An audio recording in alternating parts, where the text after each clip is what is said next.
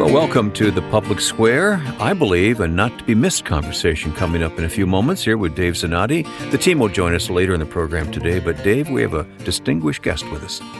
We do, and a privilege, Wayne, to be joined again by Dr. William B. Allen, whose resume would take the balance of this segment to begin to approach. So we sum it by saying a member of the Board of Trustees of the American Policy Roundtable. In our opinion, the most esteemed political philosopher in speaking to America today, an accomplished academic at every level, an accomplished author. I am humbled beyond imagination to say, a co-author on the book Oration. We won't even mention the other guy because he shouldn't even be there by comparison. Oh, come on. Somebody with the initials DZ, I understand. Yeah. Right. But we've invited Dr. Allen to join us today, and he graciously agreed because of the furor that is being created by last week's broadcast and the story that it covers in regards to a rethinking of the origins of our country, a rethinking in the sense of what academics are doing and saying and what the media is doing and saying, particularly in the light of this 250th anniversary. So with that as a background, if you've not listened to last week's broadcast, may I encourage you to do so. You'll catch the flavor of it in this conversation. It's too much to recount, but to say there are major shifts going on in the narrative. Dr. Allen sits at the apex of those shifts in at least two different places. Is far more qualified to us than talk about it, so we asked our mentor to mentor us, and then we said, well, would you mind turning on the microphones while we're in the process? So, Dr. Allen, we've invited you today to come to talk to all of the friends that you know are surrounding the public square, Kids on the Square, Christmas in America, the American Policy Roundtable, Evergreen Leadership Fund, this whole network. Good day to you, our dear friend, and tell us, what are you sensing is happening in America? Greetings, David, and all the team. I'm delighted always to be able to join with you. My voice will be a little weak this morning, so you will have to forgive me for that. But the sense of what is going on is not weak. It is strong. We can see around us a revival of things that have happened periodically throughout our history, where there have been attempts to whitewash Christianity from the founding. And I use that word deliberately. You know, when I was a lad just starting college and needing to work to pay my way through, I had a job washing windows at a motel. And I took my job most seriously, and I scrubbed those windows so hard, I wanted to make sure that when I was done, that you wouldn't tell there was glass there. You wouldn't find spot or blemish anywhere. And that's what these folk today are trying to do with Christianity at the founding, trying to remove every hint of its presence so that when you look, you will say there's nothing there. Well, there was a great deal there. And this latest work by a man named Fraser that has been trumpeted by the Associated Press and therefore establishment media is just a revival of an old story. And it's a terrible revival in two senses. One, because in this case, you have the weakest possible scholarship, published by a press with a reputation for publishing weak scholarship, and which has now soiled even that reputation. And you have a work that has come under withering academic criticism. So before those of us who take Christianity seriously and the founding seriously are even engaged in this debate, we're looking at something which has no legs to stand on in the first place. What Mr. Fraser has done, Dr. Fraser, if I dare say, is to attempt to completely diminish every evidence of the presence of a reliance upon providence. And we know, of course, there were people who, during the era, were scoffers, as an early and young Benjamin Franklin was. But we also know that Benjamin Franklin was present not just as a member, but as a principal draftsman of the Declaration of Independence in 1776, the document in which not only express reliance upon divine providence is expressed at the conclusion of the document, or the recognition of God as the supreme judge of the universe, or as the supreme legislator through natural laws, or as the chief executive by creating man and all the rest of the universe. universe, all those fundamental powers of government and moral order are recognized in the Declaration of Independence under the hand of Benjamin Franklin, who, though he began a scoffer, certainly did not end a scoffer.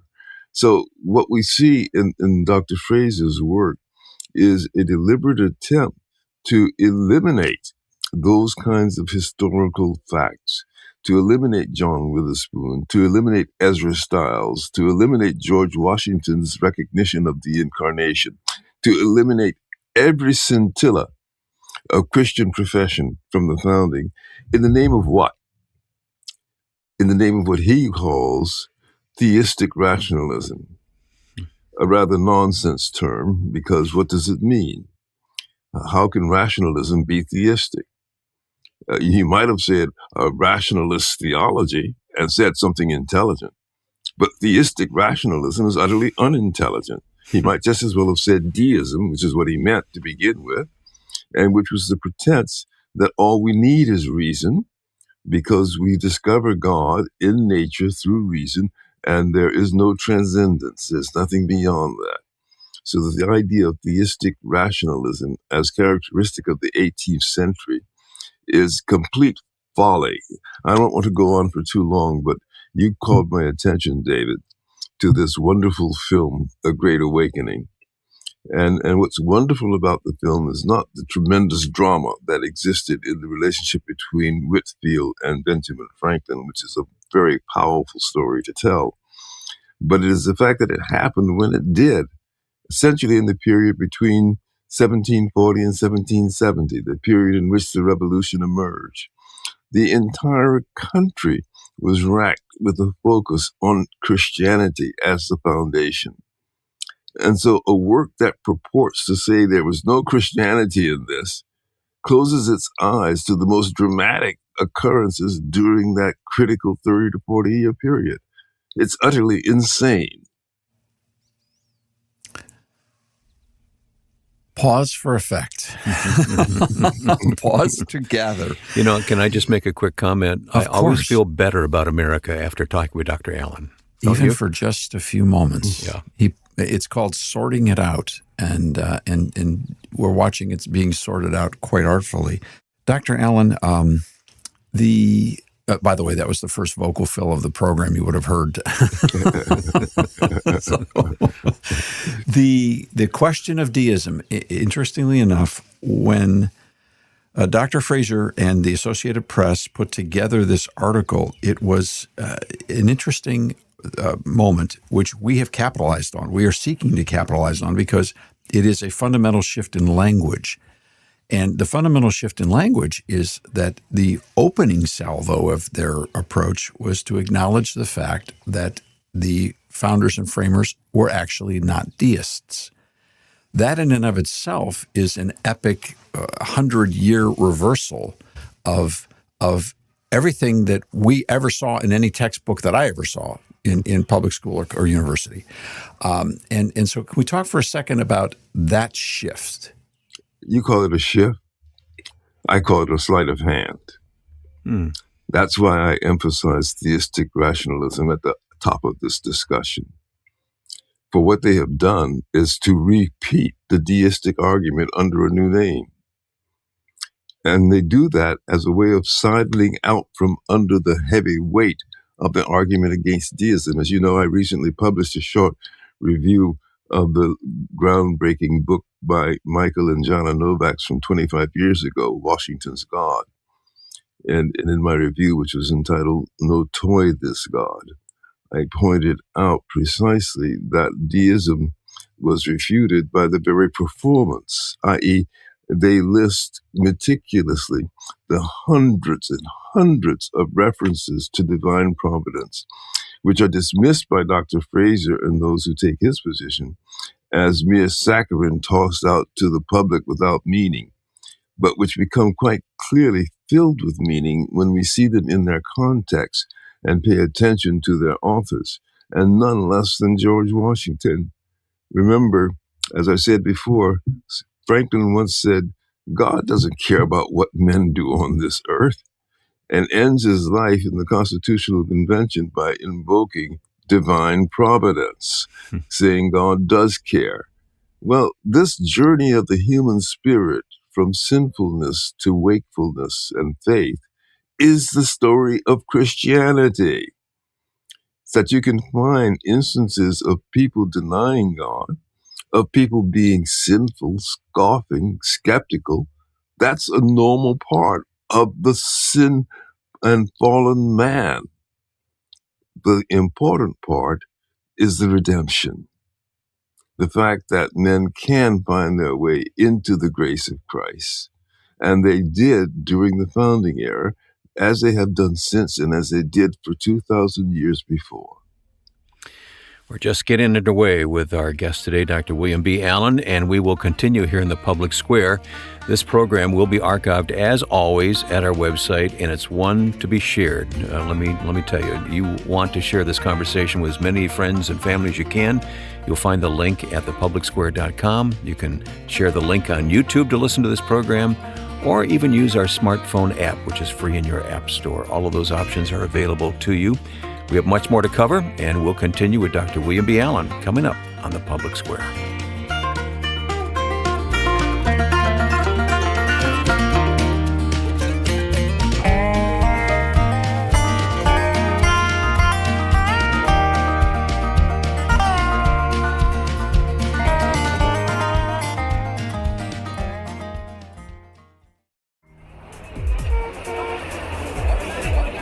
Spreading the light of liberty across the land.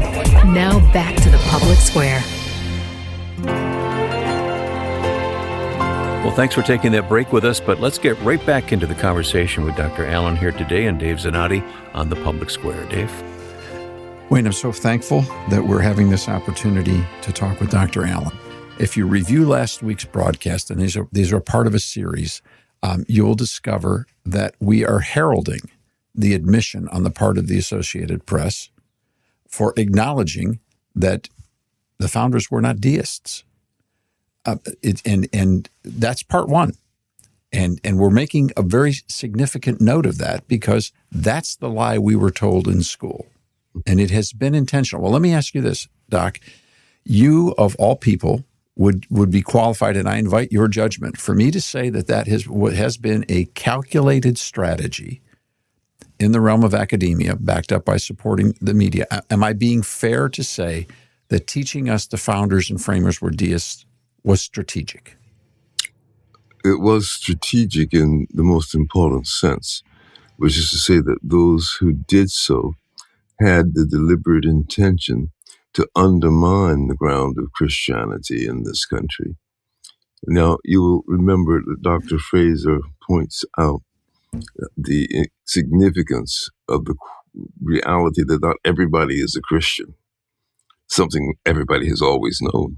Otherwise, there would not be evangelism, would there? But he ignores the more fundamental reality, which I have pointed out time and again. The fact that this is a Christian nation is not dependent upon there being Christians in it. It is a Christian nation because it was founded under the auspices of Christian redemption.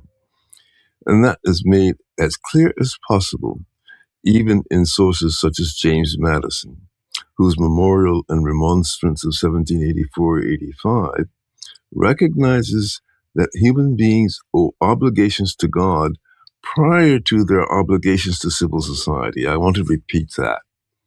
Madison said, every human being has an obligation to God prior to, that comes before, the obligation to civil society.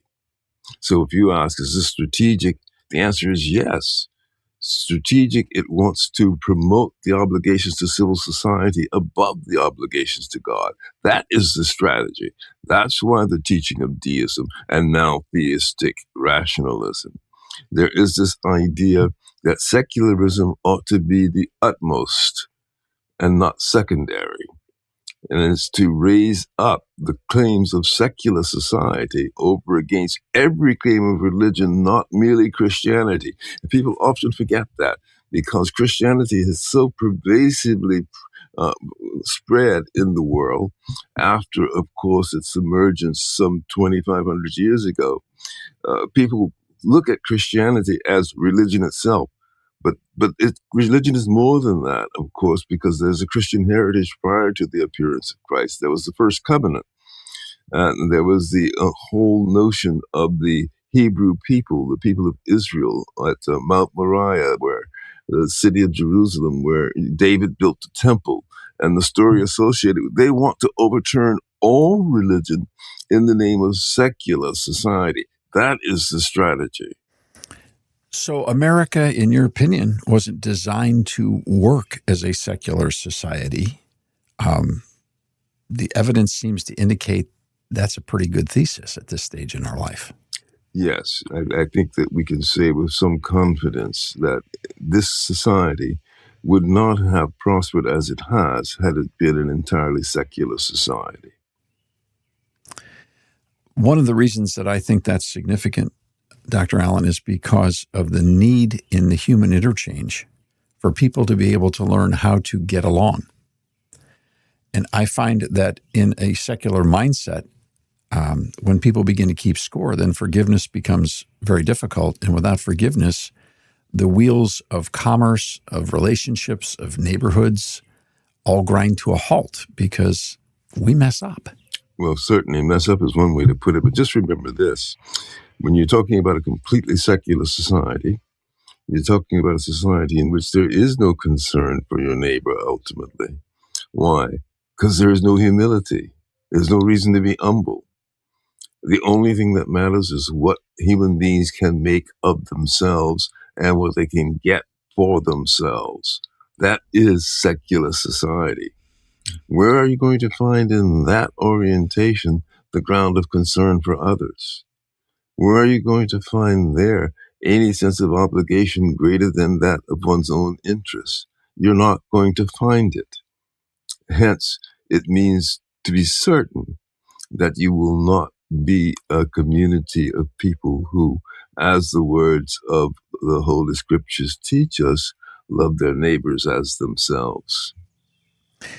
Dr. Allen, in a secular society, does it not ultimately, let me restructure that because that's such a leading question. To attempt to lead you would be a very foolish thing on my part. I'm convinced that in a secular society, it ultimately comes down to power. Is that close? That's a precise, not just close, but precise, on the target, on spot. What we're saying is this. In a secular society, one's only point of reference is one's own advantage. And there's no ground for seeking anything else. No compelling reason, no morality, no ethics that could lead one to do anything other than to seek one's own advantage. That's what it means to live in a secular society. It's fascinating because I can remember when Dr. Jonathan Sacks, the late Dr. Lord Jonathan Sacks, and we had a conversation which reached this point exclusively, him coming exclusively from a Jewish perspective in this and seeing the Judeo-Christian ethic reached exactly, this is the Lord Rabbi of the United Kingdom just a few years ago. We were at the same point of arrival and departure. Without God in the equation, we lose man. Yes. We lose the reason for our rights and our dignity, and we are left with nothing but whoever has the power rules. Is that accurate? Is there any exemption? Is there like some utopian society out there that we've mistaken and not taken note of? There's no way in which we become anything other than animals if we leave God out of the picture. Wow. And of course, okay, so let's go back to something you said earlier. I want to touch on this again. It's so significant. The article that came out in the Associated Press acknowledging that the framers weren't deists, which is, by the way, it's a rock star headline. Of course, it wasn't the headline. But if you pull out of that's what they were saying, and it's what they were saying. In fact, they even tried to blame all of us for being deists after they taught us to be deists. And then it was like they were surprised, like, wow, 60% of the people think that, okay, so it's our fault to have learned what we were taught. Okay. So I thought that in and of itself is remarkable. But then upon second, third, fourth reading, you see that they are playing a bait and switch. Yes. They weren't deists. They were theistic rationalists. And you just said basically that's a non sequitur. Those two words cannot fit together, if I got this right, because rationalism at its core is secular. It's pagan. It's godless. Yes, very, very much so. But let me just pause you for a moment and ask you to remember your grammar, your fifth grade grammar instruction. In this particular phrase, theistic rationalism, theistic is an adjective. It's modifying rationalism. Now, in what way can you apply God as an adjective to reason? How is that conceivable? Wow. You see, I always get marks on my paper, Wayne. And for those of you that need to don't understand that remark, I had the privilege about 11 years ago to come into relationship with Dr. Allen as a professor in master's work that I was taking.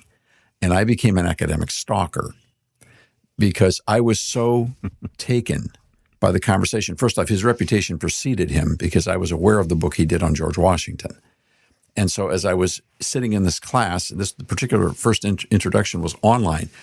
I'm listening to him talk, and I reached behind me to the shelf that you can see right behind me on camera here, and I pulled his book off the shelf, opened it up. There was my receipt from 1995 when I bought the book. It was published in 1988. I bought it at George Washington's home, and I'm looking at the screen, I'm looking at this book, and I'm going, it's him.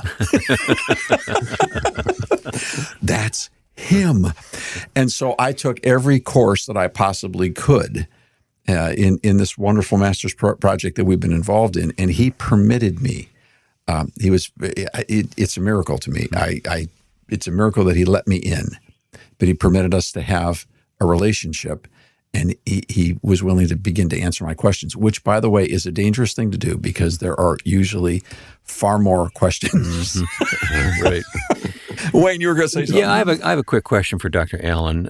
One clear example of this transition of thought that we began as a Christian nation, founded on Christian principles, to where we are today, is the university system. I mean, all the great universities, many of them, most of them, were founded with Christian principles, but have long since abandoned those. And you have participated in several of those university systems. You must feel like a lone wolf sometimes. Well, you can say that again. And of course, in my studies, I've detailed that long history. They weren't just created with Christian principles. They were created with a mission, an evangelizing mission. And the transition we have seen is the complete abandonment of the mission. So leave aside for the moment whether they still keep in the library copies of the Bible that nobody consults. It's the mission that was dropped. And they dropped that mission in light of what David and I have been discussing, of raising up the standard of secularism above the standard of Christianity. Now, let's be very clear about this, because often we introduce into the discussion of religion the question of toleration as something separate and apart from Christianity. And we need to understand that toleration came to prevail in the world primarily as a fruit of the growth of Christianity. Now, that's a point that has been greatly missed.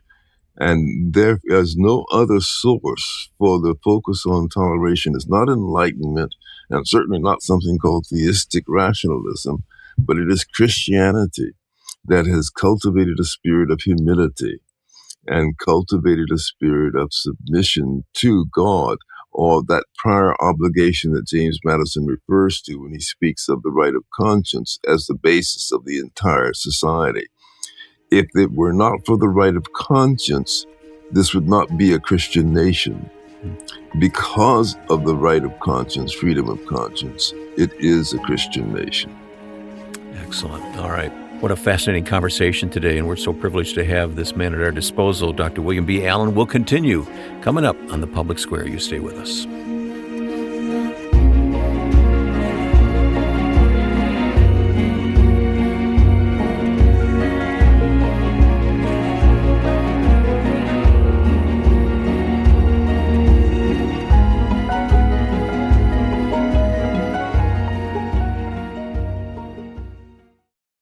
It's too long. They won't pay attention. No one talks like that anymore. They won't understand. Just read the summary online. Don't you learn that in school? It's above your reading We level. can tackle that later.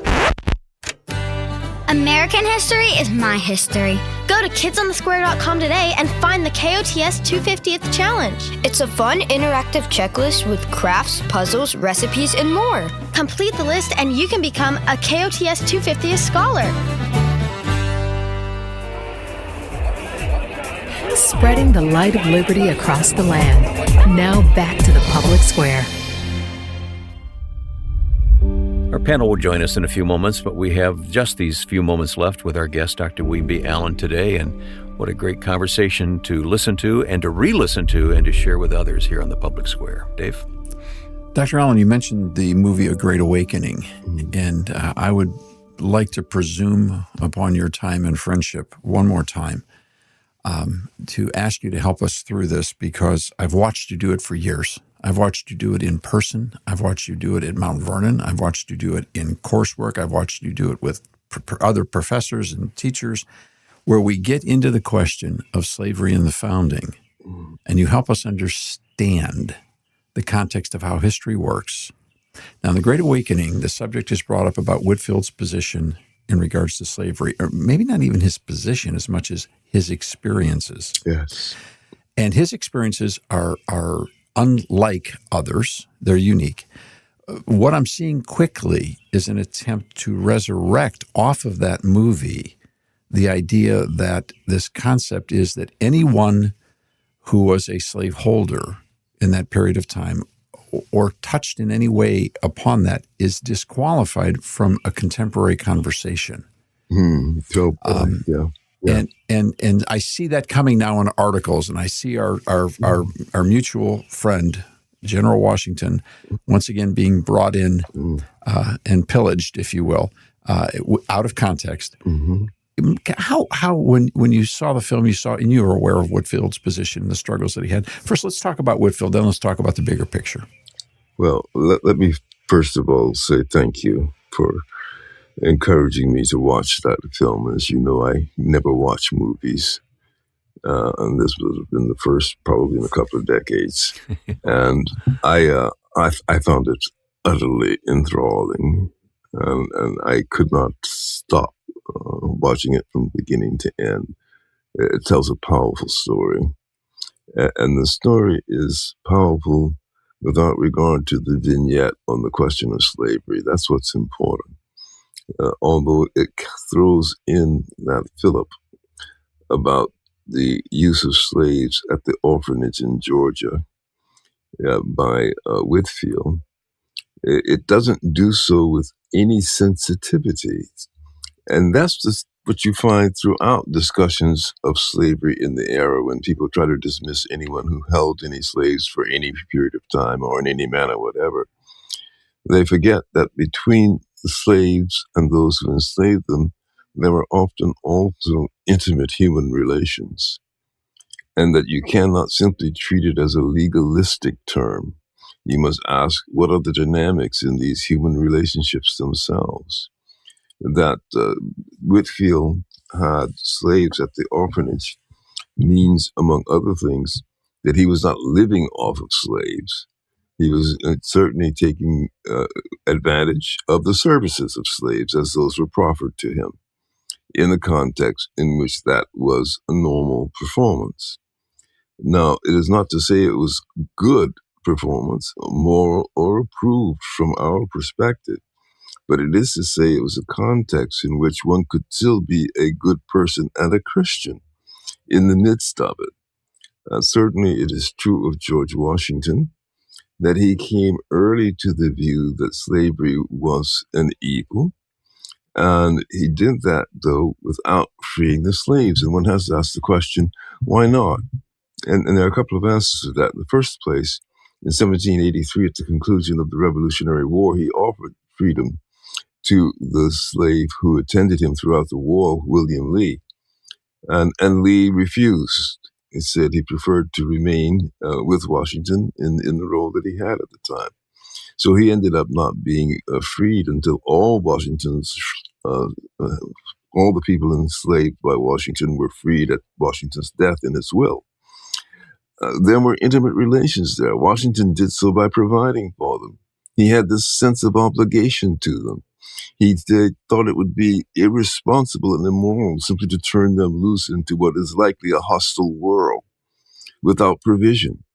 So that you don't have a society of people, whether they consist of people who are enslaved and those who enslave them or not, where you don't have reciprocal human interactions, human relations, often intimate relations.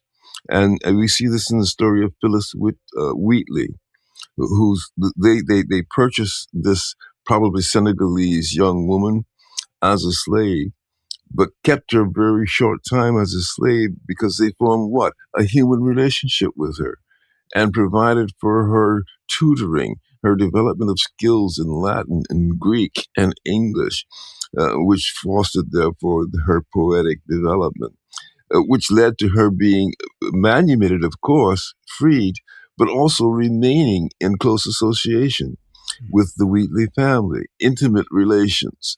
So human beings form ties across these vague legal boundaries. That's the important thing you have to remember. And I will say finally on this, nothing illustrates this so much as the story of Stephen Hopkins. Stephen Hopkins signed the Declaration of Independence. He had, prior to that, as early as 1774, published a round condemnation of slavery. He had been governor of Rhode Island. He was elected several times, in fact. And so his word meant something. It made a difference. So he didn't go into the Declaration of Independence, the Second Continental Congress, to learn about the evil of slavery. He went there already resolved to acknowledge the evil of slavery. And his signing the Declaration of Independence conveys that acknowledgement with it.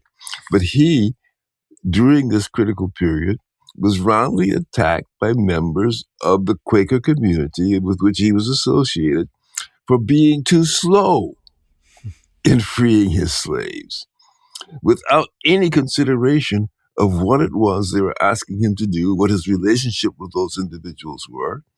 And though he wasn't so very slow, he did really ultimately manumit them all, he didn't just cast them on the cruel world without having any regard for them. So these are the elements of the relationship that sterile scholarship of our time fails to acknowledge and will not recognize. Might I add, there was no magic wand at that time in history? There was no magic wand. We were getting closer every year, but it took a long, gradual process. Remember, we start with the Somerset case in England in 1783. Then we developed through the case in Massachusetts that called slavery unconstitutional there. We have the early constitutional deliberations in Massachusetts, but we still don't settle it in Massachusetts until roughly 1808 in another case that finally set seal to the argument that slavery is unacceptable. It was a gradual process because human relationships take a gradual process to untangle them. You've often said that it's a fish and water question as well. These people didn't invent this. This is what they were born into, and getting out of it takes time. Yes, it was their ambient atmosphere.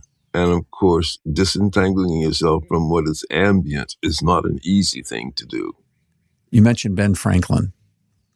The film A Great Awakening has a subplot that almost to me becomes the bigger plot, and that's the arc of his life. Yes. The speech of 1787 that is portrayed there, from my historical analysis, is quite accurate. Did you see that portrayal of the Constitutional Convention as an accurate portrayal? It was completely accurate. It was beautiful. It was well done. And it did demonstrate the arc of Franklin's life. And there you have someone who moved all the way from a youthful scoffer to a man who acknowledged humbly that God was still in control. It was a beautiful thing to see. As has been this interview. Thank you, my friend. Thank you. We're deeply indebted. So good to be with you. So good to hear from you, Dr. Allen. Our team will join us here, and we'll continue on the public square coming up in just a moment.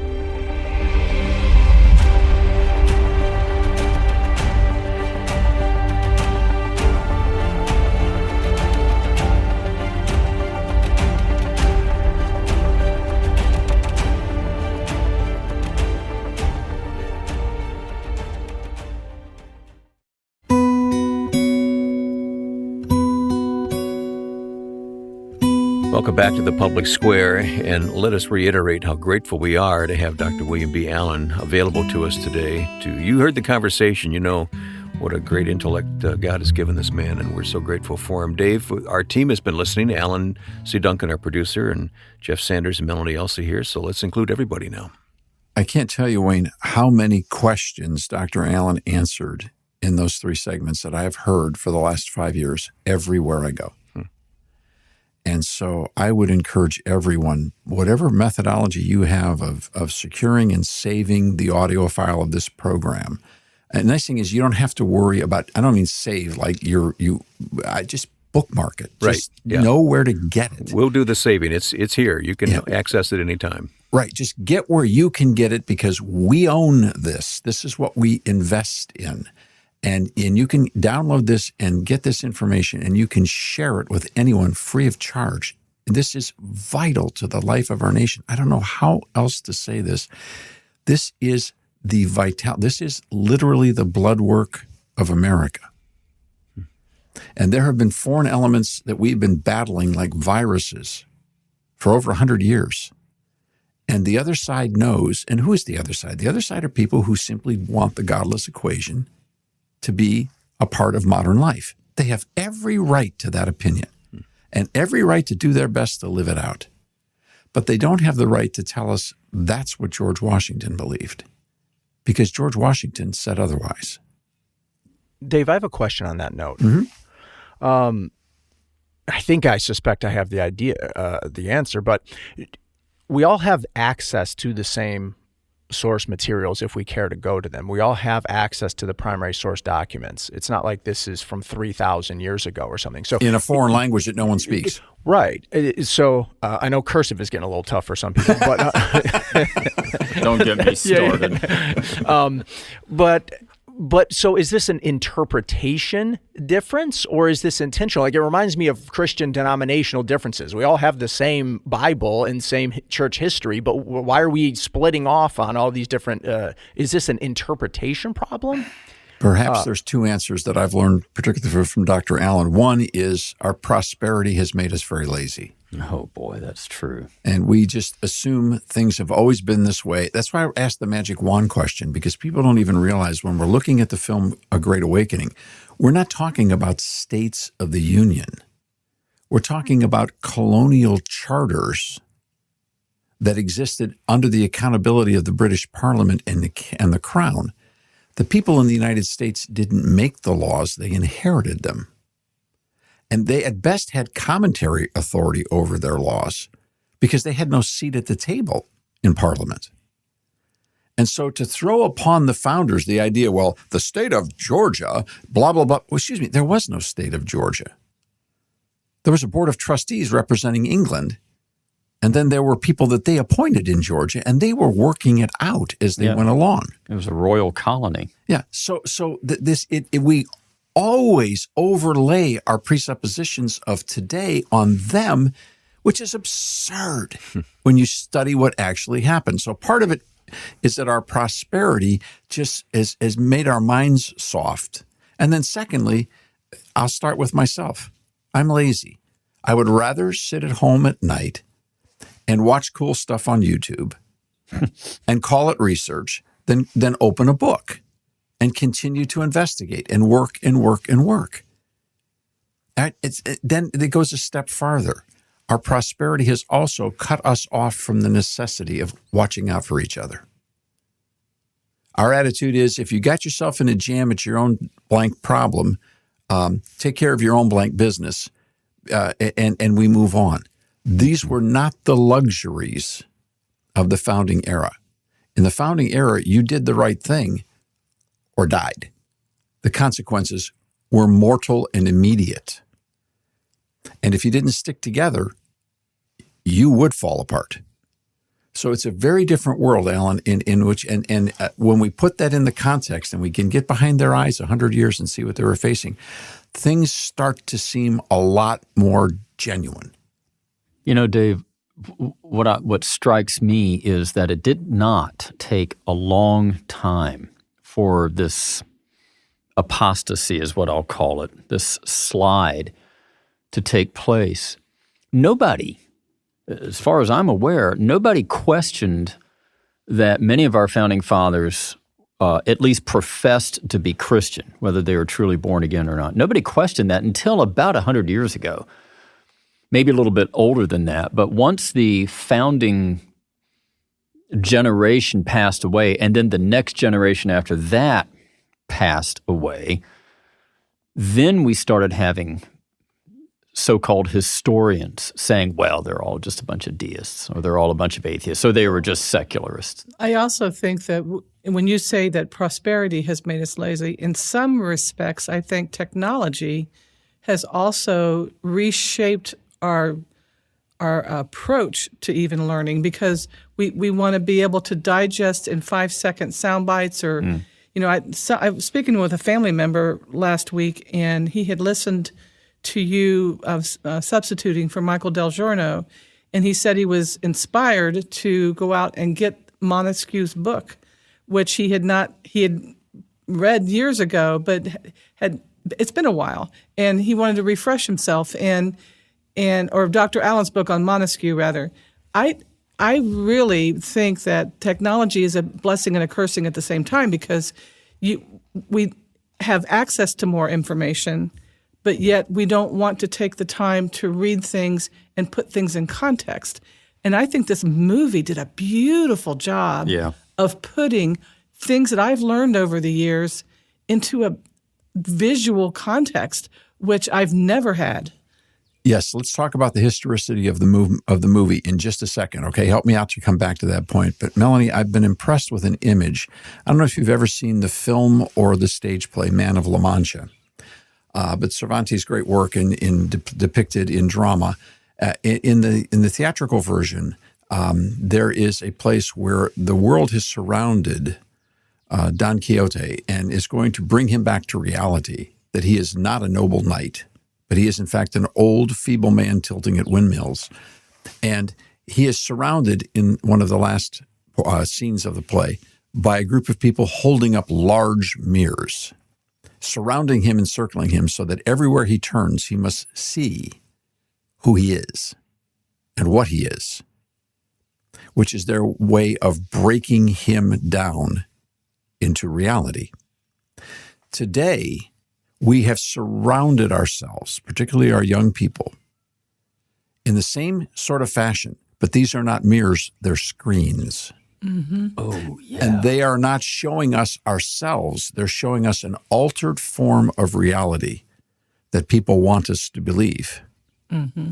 And we are desperately dying intellectually. Our souls are dying because we're bouncing off of the screens that are not true, they're lies. And we're surrounded. So this is a part of the conflict. We have to break free from the screens to find the truth again. Now let's go back to the historicity of the film. One of the reasons this is a powerful film is because it has a great amount of historical accuracy. I have a complaint with the film, and it's a tactical complaint. And please don't anyone associated with it take offense. No film is perfect, right? Yeah, no film is perfect. Every film is an impossible task. All right, it's but by the grace of God that we get anything accomplished, because it's very hard, and we have been in that business. We understand screenwriting. We understand. But the discussion of Whitefield and slavery is given just a few lines, and credit for intimating it, because Whitefield got caught like a guy leaning off of first base in the wrong direction. He got picked off on his position in regards to slavery in Georgia. And the conversation is that it was a decision that looked very pragmatic in how that he handled it. And that's a case that should be made, can be made, and should be fully aired and exhausted in conversation. All right. But it's a much bigger story than that. So what I want to do here is, as we talk about the film in the weeks and the months ahead, is to use that as a platform for understanding. And Dr. Allen has already given us the destination of that conversation. We'll talk more about it, and we're going to continue in just a moment here in the public square with the team. And if you have to leave us at this time, a few stations do. You can always catch the rest online, of course. The public square.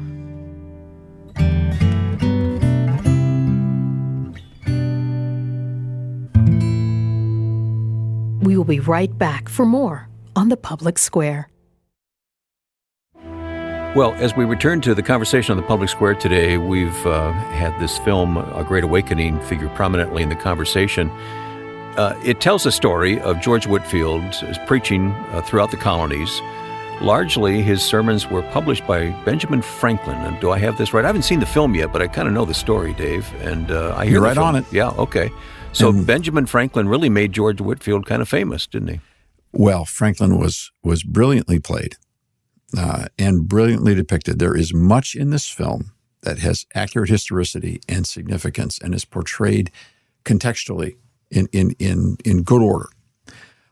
So it is definitely a worthwhile watch. It raises a subject which we'll want to talk about more on the public square because, it's a point of understanding in regards to how did Whitefield get, if you will, leaning in the wrong direction on slavery, in that he was advocating for slave labor to be permitted in Georgia so that he could utilize slave labor to support his orphanage. And Franklin rightly called him out as that being highly pragmatic and certainly contradictory to his belief in a providential God, which we don't know how that conversation may or may not have happened, but kudos to the filmmakers for trying to initiate it. The problem was it would have taken a full scene in probably about a minute and a half, and it just got a few seconds. We'll get more into that. Okay. That does not absolve Whitefield at all, nor does it make him a hardened villain. But I think there is a second story that actually eclipses the story of Whitefield in this film. And that's the fact that the greatest deist of the age changed by the end of his life. Wow. Benjamin Franklin, who was an extraordinary man of science and a pure skeptic and a deist who did believe in a deity but didn't believe the deity cared, at the end stands before the Constitutional Convention in 1787 on June the 28th and quotes Scripture. Basically, a convention that is deadlocked in a battle between big states and small on other issues that looks like it's going to fall apart and there'll be no United States. There'll be no Constitution. Franklin stands up and calls this body to return to God, to their ultimate friend, to turn to prayer and ask his assistance, quoting the Scripture. If it's not possible for a sparrow to fall without his notice, is it possible for an empire to rise without his aid? And then quotes, unless the Lord build the house, they that labor in vain. Wayne, that's a speech that we have quoted for 41 years here at the American Policy Roundtable. So did Whitefield have that influence on Franklin? Absolutely did. I honestly think, as you're watching, the movie is sort of split screen, not really split events where you can simultaneously see what was happening in colonial America with Ben Franklin and what was happening in England with Whitefield. And then when Whitefield came to America and the blending of the two, what I really appreciated was the fact that the writers, when putting this together, Franklin didn't have hardly an unexpressed thought. We were able to see his thought process all the way through the movie. And Dave, to your point in the end, when he's giving the speech in 1787 and he's quoting Scripture, he also said in that speech, I firmly believe this. It wasn't just that he was perfunctory. And what was the this, Melanie? What was the this? That God governs in the affairs of men. That is the ultimate anti-deistic confession. Wow. And it wouldn't be possible to have a successful structure or design to a government leaving God on the periphery. Unless the Lord build the house, they labor in vain. He said, I believe this. So for those who are trying to pigeonhole him into some type of permanent deism, they're wrong. So Franklin was reading what he was publishing. He was reading Whitefield. Huh? Oh, not was he just reading it, Wayne, but this film brilliantly and subtly exposes how that was done. Some of us actually remember typesetting. Yeah. Right? Yeah, well, we've been in Franklin's home there in Philadelphia and seen the apparatus, yeah. The whole movie pulls you in, Wayne, like you feel like you're there in the room with them, experiencing everything that they're doing in that time era. When you're typesetting, what you actually and Franklin set the type. You literally have to take the speech, read it with your eyes, pick the letters out, letter by spell it letter, out, yeah, and put it in its right order. No person in America was more intimate with the words of Whitefield than Benjamin Franklin, because he was the publisher. Wow. He did it with his own ink-stained hands.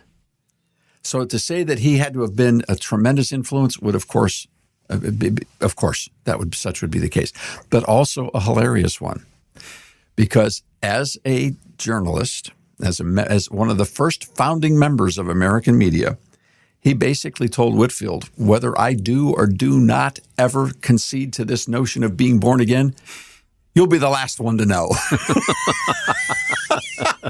Stubborn to the end, huh? Stubborn to the end. But the confession is there. It's real. This film artfully depicts the arc of the life of Franklin. It buries the notion that it was a deistic reality.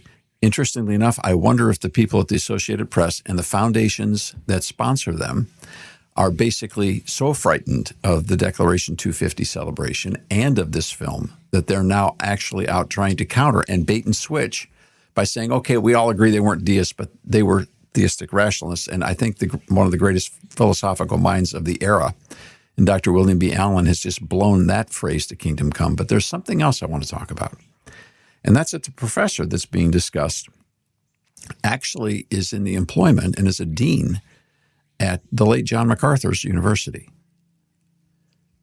which is fascinating because he feels, as it appears from his work and his writings, that Professor Fraser feels it is his mission to dissemble the American founding and disconnect those pieces and parts that are so historically accurately portrayed in in A Great Awakening and, in fact, in the historical record.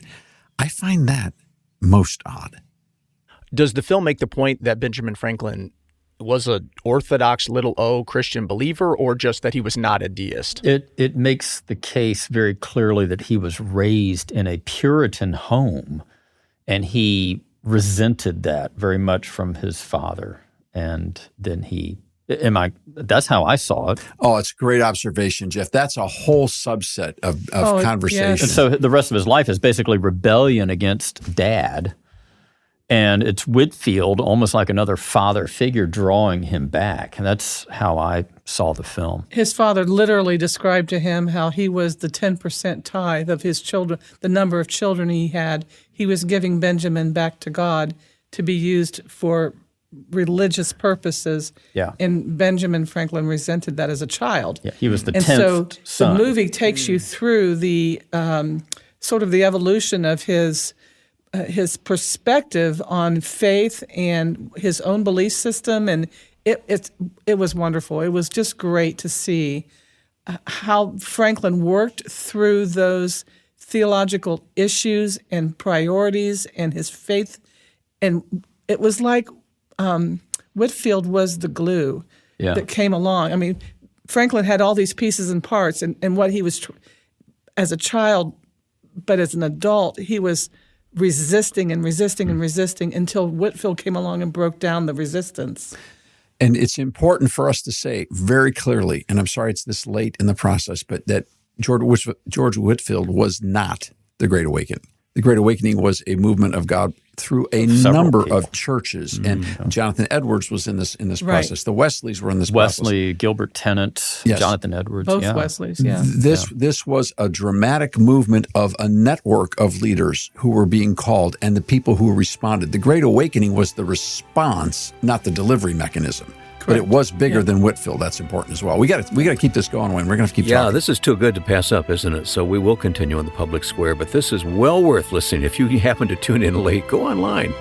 Use the technology available to us to listen to this program again at thepublicsquare.com. Dave, thanks for bringing this up. Our thanks to Dr. William B. Allen, our very special guest here today, and as always to our whole team. We'll see you next time.